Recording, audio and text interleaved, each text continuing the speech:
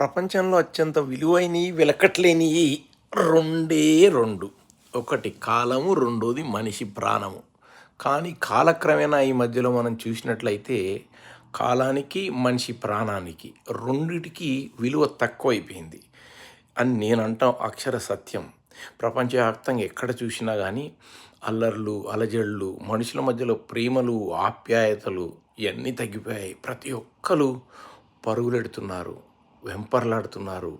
సంపాదించిన దాంతో తృప్తిగా ఉండడం లేదు. ఇంకా ఏదో చేయాలి, ఇంకా ఏదో చేయాలి. మంచిదే, జీవితంలో ఎదగాలనుకోవడం తప్పు కాదు. కానీ ఆ ఎదుగుదల గురించి ఉరుకులాట, పరుగులాట అసలు ఎందుకు, ఏమిటి తెలియట్లేదు. కంటికి కావాల్సినంత నిద్ర సరిగా పోవట్లేదు. కడుపుకి ఎప్పుడు తినాలో అప్పుడు తినట్లేదు. ఈ అన్నిటిని దృష్టిలో పెట్టుకుని రాబోయే కాలంలో అందరూ ఆరోగ్యంగా, ఆనందంగా ఉండాలంటే మనం కొన్ని ప్రమాణాలు పాటిస్తే చాలా మంచిది.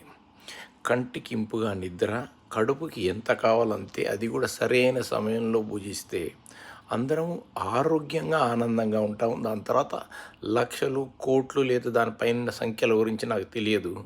అవి వచ్చే ఉంటే వస్తాయి, లేకపోతే లేదు. కానీ అందరూ ఆనందంగా ఉండాలి.